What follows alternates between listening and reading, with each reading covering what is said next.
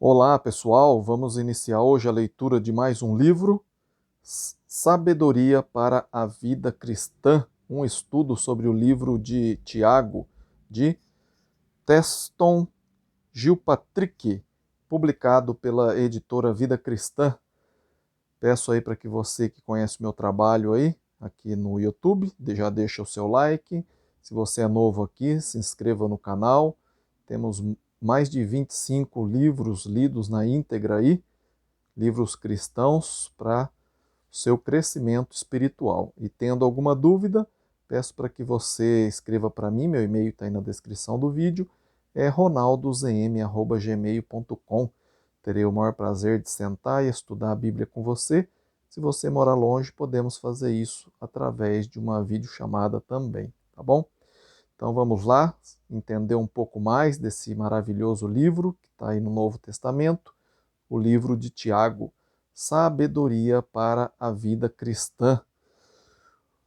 Um estudo do livro de Tiago, publicado pela editora Vida Cristã. Vou ler a apresentação aqui feita por Alaor Leite. Este breve comentário do livro de Tiago que o leitor tem agora em mãos é o fruto de anos de estudos, pesquisas e orações. Seu autor, Teston Gilpatrick, um servo de Deus desde 1972 no Brasil, ensinou este livro no Instituto de Estudos Bíblicos, onde estimulou seus alunos a, abre aspas, sabedoria para a vida e conduta cristã, fecha aspas. Como ministro das boas novas de nosso Senhor Jesus Cristo, tem pregado mensagens baseadas nesta carta, encorajando seu estudo principalmente na congregação do Metrô Sul, onde serve como evangelista. Ao apresentar esse trabalho ao leitor cristão no Brasil, tenho a certeza de que a Igreja de Cristo em nosso país ganha um novo instrumento na sua luta contra Satanás. Alaor Leite, 22 de fevereiro de 1978. Aqui tem o índice, eu não vou estar lendo para a gente ganhar tempo, tá? Você pode dar uma pause aí. Deixa eu ver se assim fica melhor. Dá uma pause nessa página. E tem essa segunda página aqui também. Você pode dar uma pausa aí e ver aqui o índice, tá bom? Para a gente ganhar um pouquinho de tempo. Vamos direto aqui para a introdução. No esforço de restaurar a Igreja do Novo Testamento, tende-se a dar mais ênfase aos livros ou assuntos sob doutrina. Às vezes, os livros que tratam de assuntos práticos são postos de lado. Tiago é um desses livros. Este pequeno estudo é sobre a Epístola de de Tiago.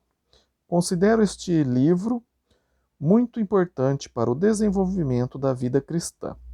Meu primeiro estudo minucioso desta carta deu-se num curso na Universidade Cristã de Oklahoma, sob orientação do Dr. Raymond Kelsey, professor da Bíblia. Ele transmitiu um amor tão grande por essa epístola que é sempre um prazer ensiná-la, ouvi-la ou pregar sobre ela. Em 1974, tive a satisfação de lecionar sobre este assunto no Instituto de Estudos Bíblicos. A pedido do IEB, preparei as lições sobre as, abre aspas, epístolas gerais, fecha aspas, para serem usadas no programa noturno do Instituto de Estudos Bíblicos. Ao preparar as lições, notei que tinha tanto material sobre o livro que seria proveitoso fazer um pequeno comentário cujo objetivo seria o de estimular o estudo essencialmente prático dessa epístola. Aproveitei muito material das aulas de Walter Lapa, evangelista da Igreja de Cristo Metrô Sul, e um trabalho não publicado de Hardor Norton. Também utilizei uma apostila que Dom Vinzati preparou para a escola dominical. Agradeço a Francisco A.S. Neto pelo esforço que fez para melhorar o português e estilo desse estudo. Lição 1. Introdução à Carta de Tiago.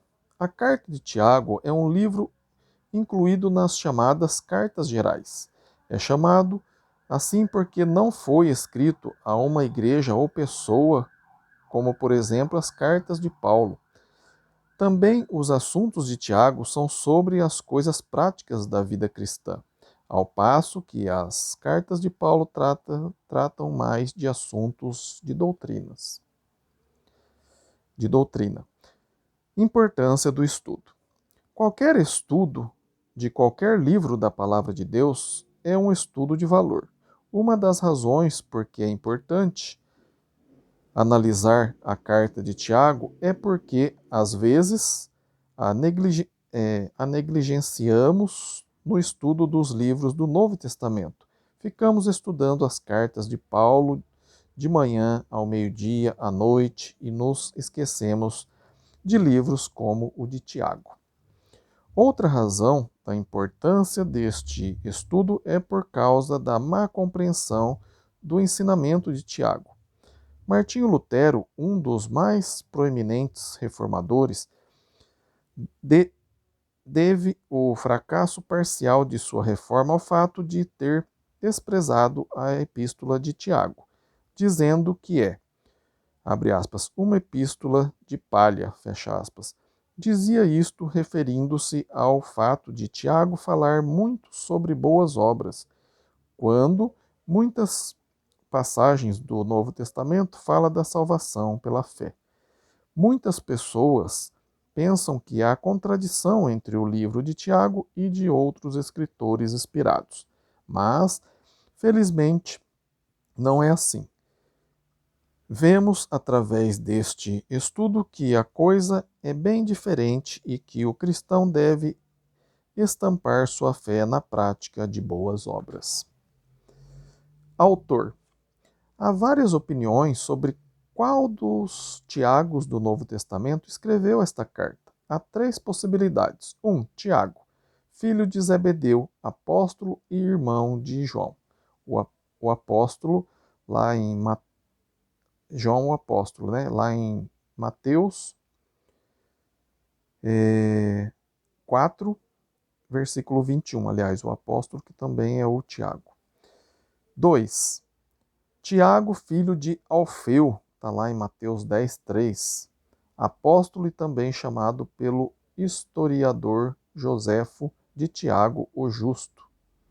E 3. Tiago, irmão de Cristo, Mateus 13, 55.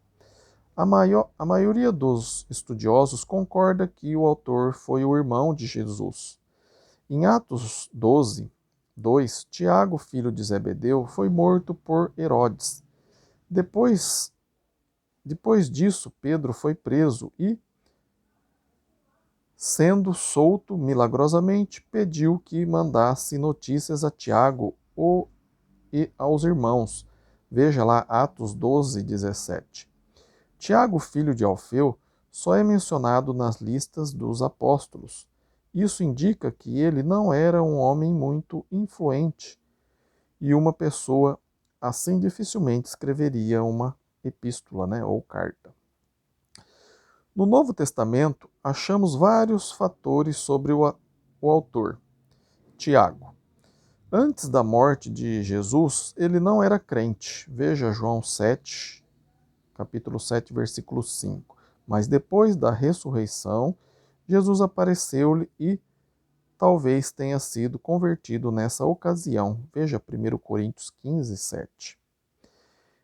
Ele estava esperando a vinda do Espírito Santo com os discípulos de Cristo. Veja Atos 1, 14. Em Jerusalém era o líder do conselho, Atos 15, e foi um dos líderes da igreja por volta do ano 44 depois de Cristo. Veja Atos 12, 17. Data e lugar. Há várias teorias quanto à data em que a carta foi escrita. Alguns acham que foi no ano 44 depois de Cristo. Se foi escrita nesse ano, foi um dos primeiros escritos do Novo Testamento. Outros dizem que foi escrita antes do ano 70, época em que a cidade de Jerusalém foi destruída pelo imperador romano Tito. Joséfo diz que ele foi jogado de um prédio, talvez do templo, e depois apedrejado. Isso foi antes do ano 62. A carta provavelmente foi escrita na cidade de Jerusalém, devido ao fato de Tiago ter realizado a maior parte de seu ministério lá. Estilo literário. Ele conhecia muito bem o Velho Testamento. Há 6 referências ao livro de Jó. Há 10 referências ao livro de Provérbios. Há 20 referências a outra literatura dos provérbios de seu povo. Tem um estilo e vocabulário que poucos podiam igualar. Tyr diz, abre aspas, na sua habilidade em empregar a língua grega, este autor não é inferior a nenhum outro autor do Novo Testamento, fecha aspas. A linguagem de Jesus e Tiago tem o aroma dos campos, e suas figuras e símiles são muito parecidos.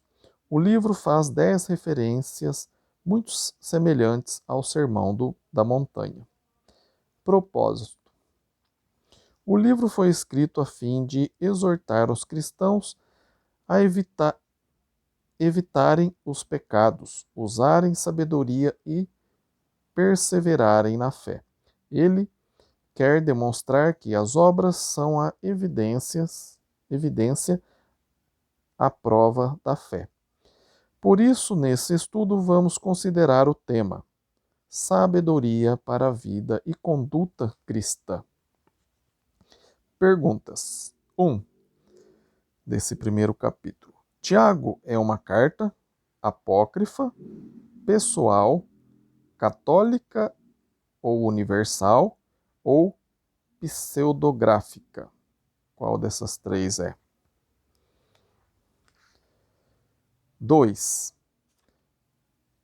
Que sermão é parecido com a epístola de Tiago? A. Sermão de Paulo no Areópago, em Atos 17, de 16 a 31. B.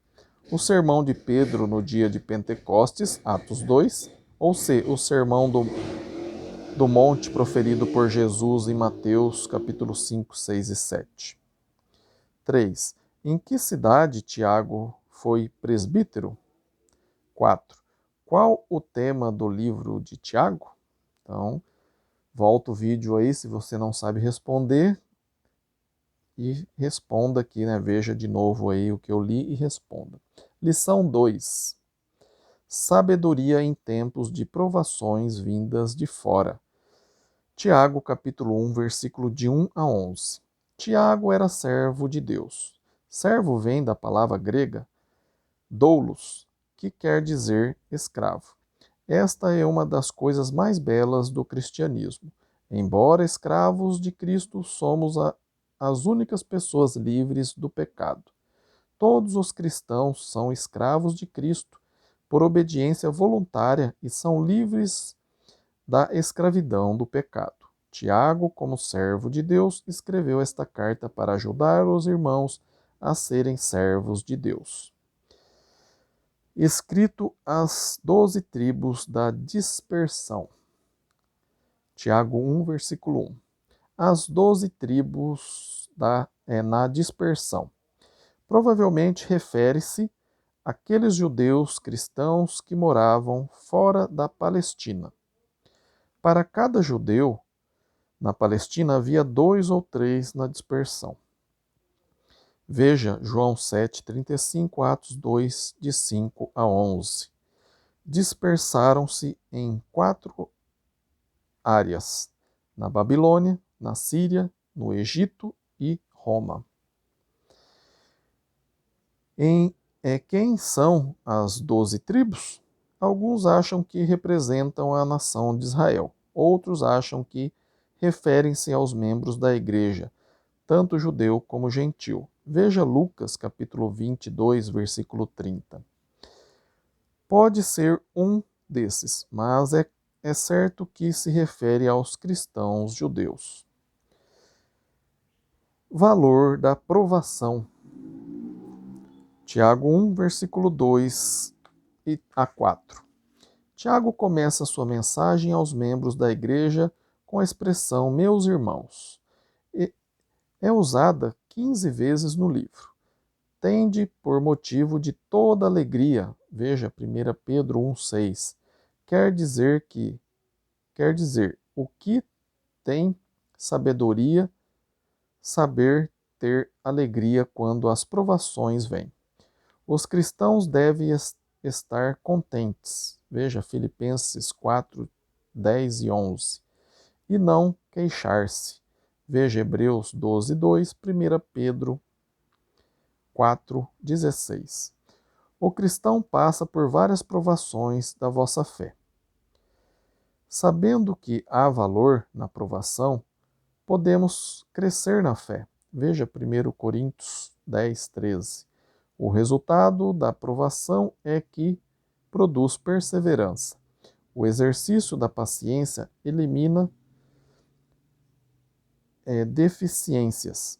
A palavra grega que é traduzida como perseverança é upomene. Tem a ideia de suportar as circunstâncias que vêm às vossas vidas.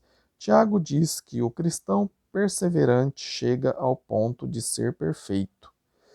No grego, teleios, ou completos. Ele usa a palavra perfeito muitas vezes na sua carta. Veja Tiago 1,17. Como reparar a deficiência? Tiago 1, 5 a 8. O cristão em si não pode ser completo nem perfeito, mas, com a ajuda de Deus, aproxima-se desse estado. Nós precisamos da sabedoria, que são as leis do céu, para a vida na terra. O que é sabedoria? Alguém disse: saber o que fazer, saber fazê-lo exatamente e saber fazê-lo no momento oportuno. Eis a sabedoria. Deve-se notar que há muita diferença entre conhecimento e sabedoria. O conhecimento é obtido pelo estudo, observação e experiência. A sabedoria é obtida pedindo-se a Deus. Thayer diz, abre aspas, o conhecimento é a prática dos requisitos para uma vida piedosa e reta, fecha aspas. O homem mais sábio não é aquele que sabe mais, mas aquele que usa sabiamente o conhecimento. Assim, é possível uma pessoa conhecer muita coisa e não ter sabedoria. Sábio é aquele que tem fé e é submisso a Deus e é ensinado por ele. A melhor definição que já ouvi é uma que meu colega Brian Bost deu. Ele disse que sabedoria é, abre aspas, ver as coisas como Deus vê, fecha aspas. Inclusive o Brian Bost, que foi o que fez o prefácio do meu livro aí, que está aí na minha playlist também, Como Iniciar uma Igreja Local, tá bem? E também li um livro dele, né, De Casa em Casa, tá tudo completinho aí na minha playlist. Vá lá depois e aprecie. Deus está pronto a ajudar seus filhos liberalmente. O cristão deve pedir com fé aquilo que deseja. A dúvida faz a pessoa mudar a cada nova ideia que vem ou aparece. Uma pessoa assim é como a onda do mar, que é levada pelo vento e lançada de uma para outra parte. Veja Efésios 4, 13 e 14.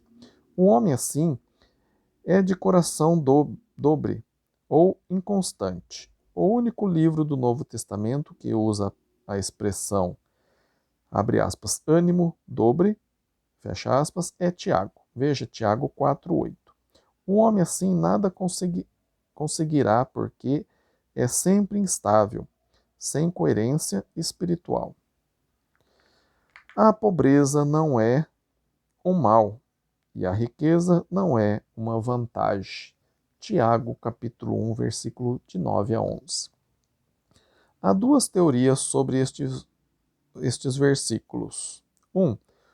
Um homem pobre pode gloriar-se na humildade do espírito. 2. Um homem rico em bens do mundo torna-se pobre e humilde de espírito quando aceita Cristo.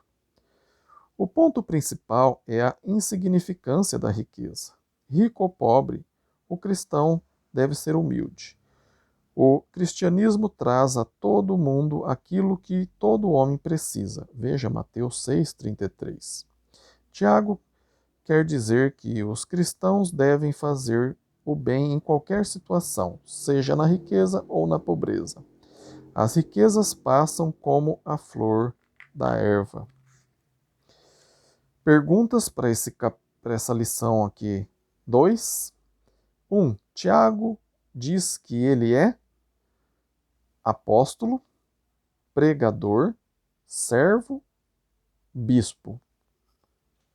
Qual desses 4 itens aqui? 2. A quem foi escrita a carta?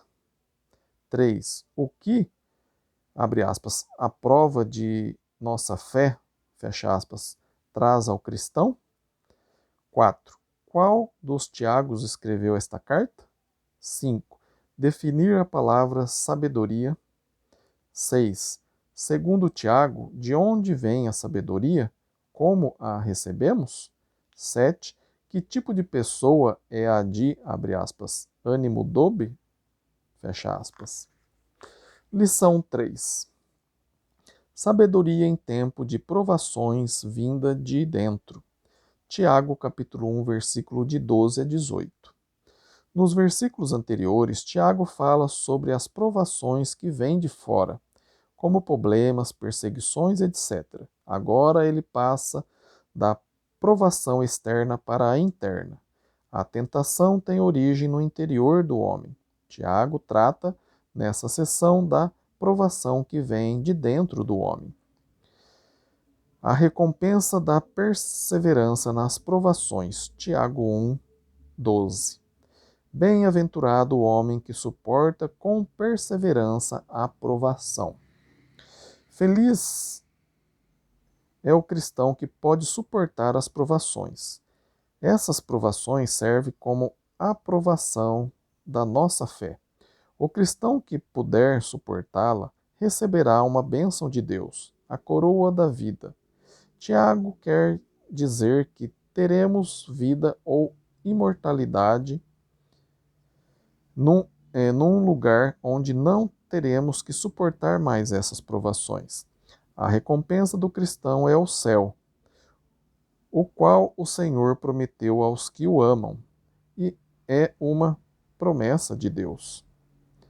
A origem do pecado. Tiago 1, 13 a 15. Tiago passou do assunto da provação externa para a interna. Ninguém, ao ser tentado, diga, sou tentado por Deus. A origem da tentação não é de Deus. Deus disse que teríamos tentações, mas não por meio dele. A ideia popular que os judeus tinham era de que Deus havia criado tudo e, portanto, teria criado o mal no homem. Por que Deus não pôde ter tentado pelo por que Deus não pode ser tentado pelo mal e ele mesmo a ninguém tenta, né? Está escrito lá. A natureza de Deus não o deixa tentar ninguém. A natureza de Deus não é de paixão ou cobiça. Não há desejo de poder. Não há desejo de riqueza. Além disso, Deus não nos solicita para fazer o mal. Ao contrário, cada um é tentado pela sua própria cobiça, né? Está escrito lá também. A tentação não vem de Deus, mas o homem, sendo atraído e engodado pela sua própria concupiscência, recebe o salário do pecado, a morte. Então a tentação vem pela nossa própria cobiça. A cobiça é a mãe do pecado e o pecado gera morte. Quando o pecado é cometido, determina o fim do cristão ou seu fim espiritual. O processo da morte espiritual é: desejo, cobiça. Resultado do desejo, tentação. Desejo concebido, pecado. Desejo consumado, morte. Deixa eu beber uma aguinha. A gente vai entrar aqui. Deus, a fonte de todo o bem. Tiago, capítulo 1, versículo 16 a 18.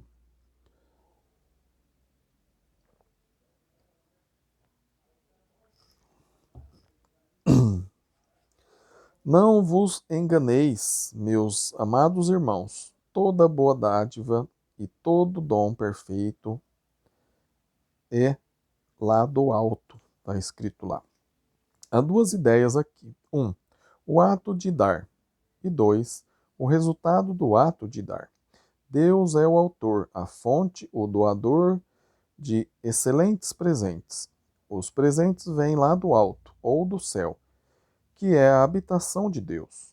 Deus criou tudo e é o Pai de tudo, o Pai das luzes, como o sol, a lua e as estrelas. Também o autor da luz espiritual. Veja João, capítulo 1, versículo 5. Nele não pode existir variação. A natureza e as estações mudam, mas Deus é imutável. A cidade de São Paulo pode ficar no escuro como se fosse noite, em pleno meio-dia, caso aconteça um eclipse da lua com o sol. Isso poderia durar 1 hora ou mais, mas com Deus é diferente. Abre aspas. Nele não há treva alguma. Fecha aspas. Não há sombra de mudança. Felizmente, nunca teremos um eclipse com Deus se permanecêssemos fiéis a Ele. Deus não faz o homem mal. Ele criou tudo o que é bom. A vontade de Deus é que nasçamos de novo por meio da Sua palavra, pois, segundo o seu querer, Ele nos gerou pela palavra da verdade. Assim o homem torna-se as primícias de suas criações. Vejam Deuteronômio 18:4. Israel foi considerado como as primícias de Deus. Veja Jeremias 2:3. Cristo era as primícias dos mortos. Veja 1 Coríntios 15, de 2 a 23. Talvez Tiago esteja usando primícias no sentido de ouvir a palavra de Deus. Os judeus tinham ocasião de ouvir a palavra de Deus e oportunidade de aceitar, tendo esse nascer de novo. E torna-se, pelo poder do Evangelho, primícias na fé. Talvez a ideia seja de nossa posição como cristãos. Sabedoria na prática da palavra de Deus. Tiago, capítulo 1, versículo 19 a 27. Por causa das provações e tentações que vêm a nossas vidas, e porque fomos gerados pela palavra da verdade, devemos tomar cuidado com a maneira como falamos. Nesta sessão, Tiago mostra a atitude, a prática e o resultado da palavra de Deus. A atitude para com a palavra. Tiago, capítulo 1, versículo 19 a 20. Sabeis essas coisas, meus amados irmãos. Todo homem seja pronto para ouvir. O cristão sábio está sempre pronto para ouvir, desde que o mal não vem de Deus, mas sim o bem, devemos usar de sabedoria e ouvir o que ele tem a dizer. Há muitos provérbios sobre essa ideia. Abre aspas. O homem tem duas orelhas, mas uma só língua, e deve ouvir mais do que falar. Fecha aspas. Abre aspas de novo. As orelhas sempre estão abertas, sempre prontas para receber instrução, mas a língua é circundada e protegida por uma fila dupla de dentes e deve ser limitada, ficando guardada dentro da boca. Fecha aspas, abre aspas de novo. A justiça ou o justo fala pouco e faz muito. O perverso fala muito e faz nada. Fecha aspas. Abre aspas. Falar é prata, calar é ouro. Fecha aspas.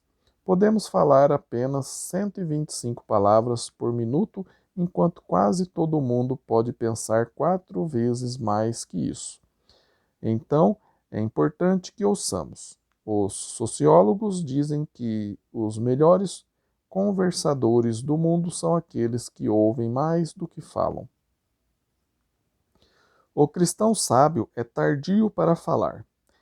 Ele, como homem de Deus, deve ter domínio sobre sua língua e,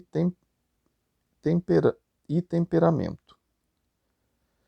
Veja Provérbios 16, 32. Às vezes nós, falando inocentemente, podemos involuntariamente ofender uma pessoa por não pensarmos antes de falar. Paulo diz, abre aspas, a vossa palavra seja sempre agradável, temperada com sal, para saberdes como deveis responder a cada um, fecha aspas. Colossenses 4, 6. O cristão sábio é tardio para se irar. Na ira do homem não há sabedoria, nem justiça de Deus. Um rei no Velho Testamento ficou tão irado lendo as palavras de Deus que cortou a página que o escriba estava lendo e a queimou. Veja, Jeremias 36. Ainda hoje, algumas pessoas têm essa atitude para com a palavra de Deus. O homem irado não pode agradar a Deus. Seria difícil essa pessoa praticar a vontade de Deus.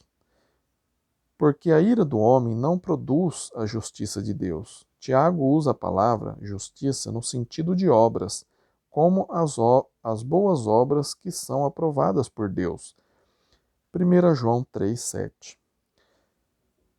É fazer aquilo que é direito.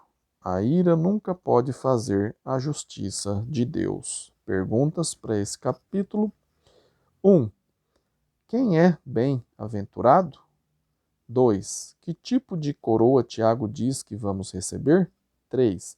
De onde vem a aprovação de que Tiago fala? Veja lá Tiago 1, de 12 a 18. 4. Qual a origem do pecado? 5. O cristão deve ser pronto para... Tem um espaço para você responder. Tardio, tem um espaço para responder. E tardio para... Espaço para você preencher também. Lição 4. Sabedoria na prática. A palavra de Deus, parte 2. Em nossa conduta cristã, devemos tomar cuidado com a maneira de usar as palavras. Nessa sessão, Tiago muda da ideia de nossas próprias palavras para a palavra de Deus.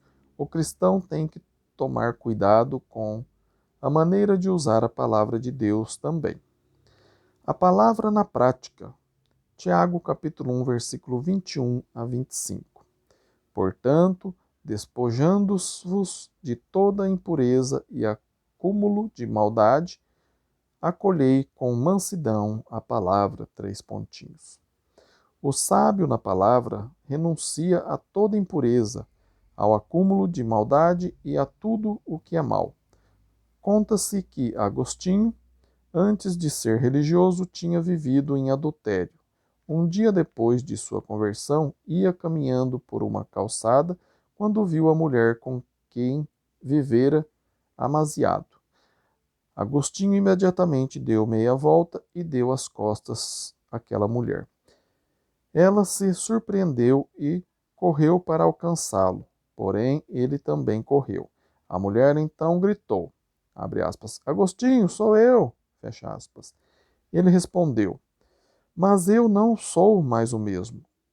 Eu agora sou outro. Nossa atitude para com o mal deve ser a de fugir dele. A palavra em vós implantada, a qual é poderosa para salvar a vossa alma. Em lugar das coisas às quais renunciamos, deve-se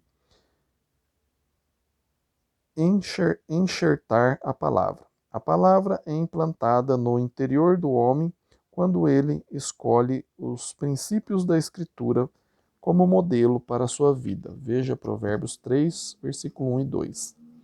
A palavra de Deus, quando implantada em nossos corações, tem o poder de salvar nossa alma. Tornai-vos, pois, praticante da palavra, e não somente ouvintes, enganando-vos a vós mesmos. Para nossa alma ser salva, nós temos que praticar a palavra de Deus. Ser somente ouvintes, sem ser praticante, não tem valor. Uma vez um pregador estava pregando no bairro mais perigoso da região. Entre os ouvintes achava-se um ateu, muito conhecido nas redondezas, que desafiou o pregador para um debate em público. O desafio foi aceito pelo evangelista, com uma condição.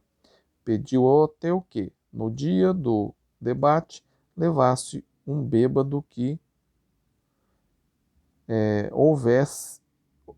houvesse deixado o vício pela influência do ateísmo, uma mulher decaída que houvesse mudado de vida pela leitura dos livros ateus e um jogador que houvesse abandonado esse tremendo vício por ter abraçado o ateísmo.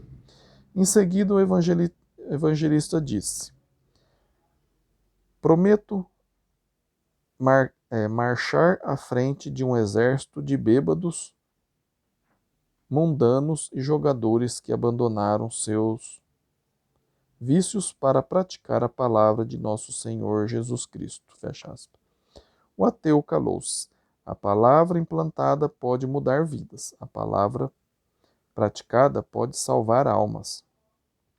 Jesus comparou o homem que ouve e não pratica aquele que construiu sua casa sem alicerce e sobre areia, e que a enchente derrubou. Mateus 7, 24 a 27. Um antigo provérbio árabe diz: quem ouve sem fazer é como o lavrador que semeia, cultiva, mas nunca ceifa. Tiago exemplifica com um espelho. Porque se alguém é ouvinte da palavra e não praticante, assemelha-se ao homem que contempla num espelho o seu rosto natural. O espelho, naquela época, era de metal polido, dando um reflexo asaz imperfeito. Obscuramente. 1 Coríntios 13, 12. O espelho só tem valor quando olhamos para ele. Tiago quer dizer que a palavra só tem valor quando lida e praticada. Como o espelho reflete a semelhança do rosto humano, sujo e manchado como possa estar, a palavra de Deus revela a feição moral corrompida por defeitos e mácula com o pecado. Pois a si mesmo se completa e se retira, para logo se esquecer de como era a sua aparência. Olhar e não fazer nada para melhorar a aparência não é sábio. Mas aquele que considera atentamente na lei perfeita, lei da liberdade, e nela persevera, não sendo ouvinte negligente, mas operoso praticante, esse será bem-aventurado no que realiza.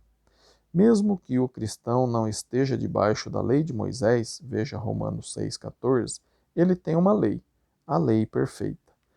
É a nova aliança, instituída por Cristo e profetizada durante todos os dias de Israel, por seus líderes e profetas. Nós estamos atualmente sobre a lei de Cristo. Temos os seus ensinamentos através do Novo Testamento. Por causa de Cristo, esta lei é perfeita. Ele cumpriu a lei de Moisés. Veja Mateus 5,17. A lei de Cristo é completa. Também é uma lei de liberdade. A lei é caracterizada pela liberdade. Na observância da lei, o homem se sente livre dos seus pecados. Há duas coisas importantes a lembrar sobre estes versículos. 1. Há uma lei de liberdade pela qual todo mundo é responsável. E 2. Esta lei de liberdade é perfeita. O cristão deve praticar sua religião. Uma tribo de adoradores do fogo mantinha o fogo sagrado num santuário isolado. Uma vez por semana o povo ia curvar-se diante da chama, dizer suas orações e realizar o culto religioso. Mas ninguém tinha permissão para usar nem mesmo uma faísca do altar para aquecer a casa, cozinhar o alimento ou iluminar a sala. A religião é as necessidades humanas, a religião e as necessidades humanas estavam completamente desassociadas. As formalidades do, entre aspas, culto religioso havia se tornado um fim em si mesmas. Havia se esquecido completamente de qualquer conexão com a vida diária. É isso que Tiago está dizendo, que nossa religião não consiste em só guardar os domingos, mas devemos praticar todos os dias nossa religião. Resultado, uma religião pura. Tiago, capítulo 1, versículo 26 e 27. Se alguém supõe ser religioso, deixando de refrear a sua língua, antes enganando o próprio coração, a sua religião é vã. As pessoas que não é tardia para falar, igual a gente viu lá, Tiago 1,19, tem uma religião vã, porque não está praticando a palavra de Deus. Indica a possibilidade de que existam muitas pessoas que supõem ser religiosas e não a são. Veja Mateus 7, versículo 21 e 23. O homem tem dificuldade em compreender que toda a exterioridade da religião, sem uma devoção íntima do coração, provar-se-á vã. O homem que não domina sua própria língua, Tiago capítulo 3, que não tem domínio das palavras, que usa sua língua obscena, cuja conversa é torpe ou apenas chocarices, tem como resultado uma religião vã, inútil e sem objetivo. A religião pura e sem mácula para com o nosso Deus e Pai é esta: visitar os órfãos e as viúvas nas suas tribulações e assim mesmo guardar-se incontaminado do mundo. A religião verdadeira não é só falar sobre religião, mas fazer também. Significa agir, ajudar, visitar os órfãos e as viúvas nas suas necessidades. Este é o resultado de praticar a palavra de Deus, uma religião pura. Esta não é uma descrição da religião completa, mas somente dois exemplos pertinentes ao legítimo espírito religioso que leva a tais atos. Perguntas para esse capítulo. Segundo Tiago, o que nós temos que implantar em nossas vidas? 2. Definir a lei perfeita. 3. Quais são as três figuras que Tiago usa em relação à palavra de Deus? A, B e C para você preencher. 4. Qual o tipo de religião de uma pessoa que não sabe refrear a língua? 5. Qual a religião pura e sem mácula para com Deus? A. Visitar os, você preenche o espaço, e as, você preenche o espaço. B. A si mesmo guardar-se, você preenche aí o espaço. Tem um espaço na mesma linha, um espaço na segunda linha, não sei se é duas coisas aí. Lição 5. Sabedoria em relação ao próximo. Capítulo 2, Tiago, capítulo 2, versículo de 1 a 13. Nesse capítulo de Tiago há, pelo menos, duas lições muito importantes. A primeira é a respeito da democracia na igreja. A igualdade entre os cristãos.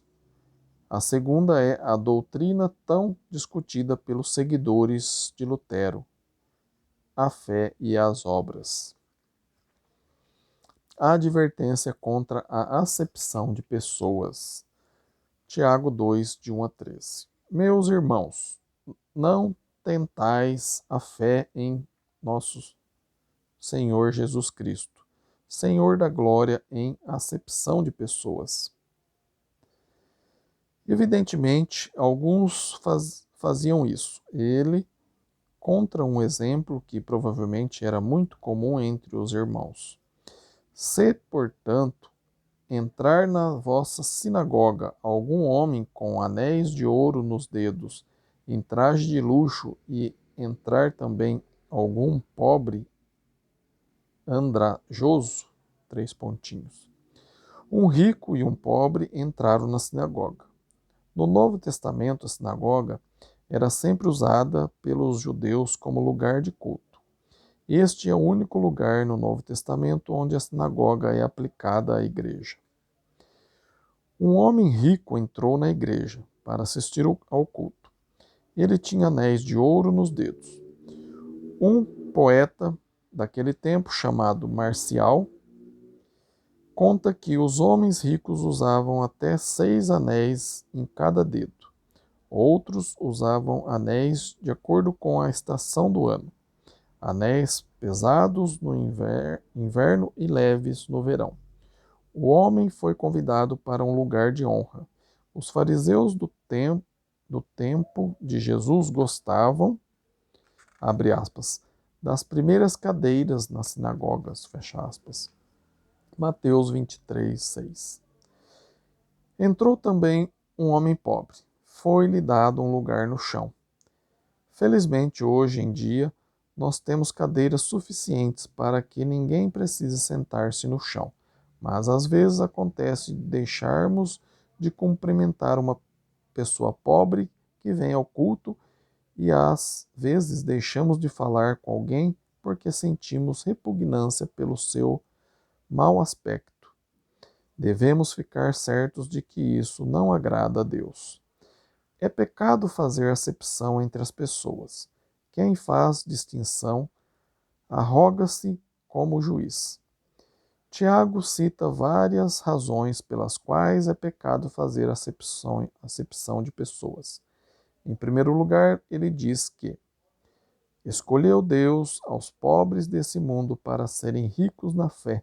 Veja Lucas, capítulo 6, versículo 20, capítulo 4, versículo 18. Tomara para si somente os que genuinamente desejam ser semelhante a ele. Veja 1 Coríntios 1, 26 a 30. Os homens não são chamados por desejar. Os homens não são chamados por serem pobres, mas por terem desejo de prestar lealdade voluntária a Cristo Jesus e de confiar nele plenamente. O pobre tem mais possibilidade de tornar-se rico na fé e herdeiro do reino do que o rico. Os ricos não têm vez? Nem Tiago, nem Jesus, nem Paulo jamais afirmaram que só os pobres podem receber estas bênçãos. O Evangelho não é limitado apenas a eles, porém são os mais receptivos. Pelo menos o foram na época de Tiago.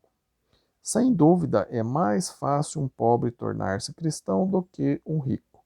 Mas existem muitos ricos que são membros do reino do céu e tenho certeza de que Deus não os decepcionará. Em, em segundo lugar, é errado fazer acepção de pessoas porque os ricos são contra o povo de Deus. Porventura não vos oprimem os ricos? Eles os arrastam até os tribunais. Vejam Atos 9:2, Atos 26:11. O governo romano deixava aos judeus na dispersão o privilégio de cuidar de problemas simples. Os ricos até blasfemavam contra o bom nome, Jesus Cristo. Veja 1 Pedro 4, de 14 a 16. Por que então dar-lhes um lugar de honra no culto, quando em geral eles oprimem os cristãos? Em terceiro lugar, a acepção de pessoas é contra a, abre aspas, lei régia, fecha aspas, do amor ao próximo. Podemos pensar que fazer acepção de pessoas é um pecado pequeno, mas Tiago não endossa essa ideia porque quebra-se a lei régias. É uma lei real, com origem divina e majestosa. Talvez os que fazem acepção de pessoas interpretam a lei de amar a teu próximo como ter amor pelos ricos. Em quarto lugar, um pecado equivale à transgressão da lei toda. Se fazeis acepção de pessoas, cometeis pecados e sois redarguidos pela lei como transgressores. Veja Levítico 19:15.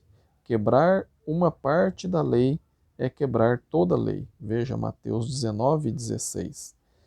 Porque qualquer que guarda toda a lei e tropeça em um só ponto, tornou-se culpado de todos.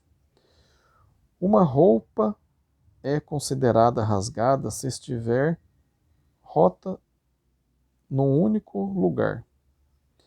A música toda fica desafinada se houver uma única voz em desarmonia. Não temos o direito de cumprir uma parte da lei, aquela que é conveniente para nós, e ignorar o resto. Cair em um só ponto significa tornar-se culpado de tudo. Somos violadores de leis. Lenski diz, abre aspas, a lei é uma unidade. Sua unidade é o amor.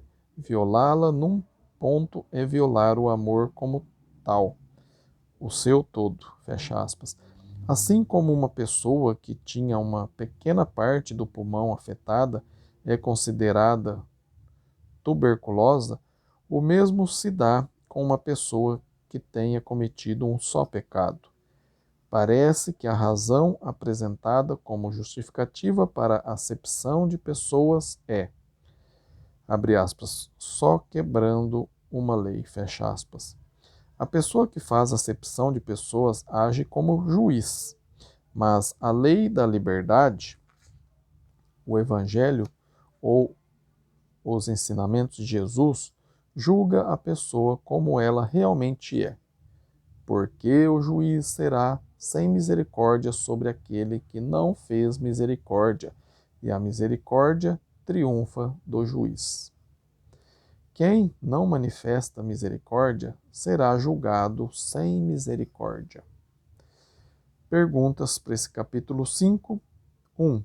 O que é acepção de pessoas? 2. Quais as 4 razões que Tiago aponta para não fazermos acepção de pessoas? 3. Segundo Tiago, o que os ricos fazem de mal? 4. Por que é importante obedecer a toda a lei? 5. Quem faz acepção de pessoas age como um A. Homem correto, B. Cristão, C. Juiz, D. Pregador. Concluímos então aqui a lição 5, vamos dar uma parada aqui. Depois, no próximo vídeo, a gente continua da lição 6, que vai falar sabedoria em relação ao uso da fé e das obras. Tiago, capítulo 2, versículo de 14 a 26. Se você está gostando da leitura e o estudo desse livro, Sabedoria para a Vida Cristã, de Teston Gilpatrick, publicado pela editora Vida Cristã, peço para que você deixe aí o seu like, compartilhe esse vídeo aqui com seus conhecidos, suas redes sociais, seus grupos aí do WhatsApp. E se você não é inscrito no canal, se inscreva no canal. Se você está gostando do meu canal aí, escreva aí no comentário também, para que deixa o like aí para que o vídeo tenha importância e o YouTube, né, compartilhe aí com mais pessoas, por ter mais relevância, ter mais comentários, tá bom? E se ficou alguma dúvida, né, do que a gente leu aqui hoje, escreva para mim, meu e-mail está aí na descrição do vídeo, é ronaldozm@gmail.com. Terei o maior prazer de sentar, estudar a Bíblia com você, tudo gratuitamente, tá bem? E se você mora longe, a gente pode fazer isso através de videochamadas. Fico muito feliz de você estar investindo aí o seu tempo em aprender sobre a sabedoria aí de Deus, né? Tenho certeza que Deus também fica muito contente de você investir o tempo em aprender a palavra dele. Muito obrigado, fiquem com Deus, que Deus te abençoe e até o próximo vídeo. Amém?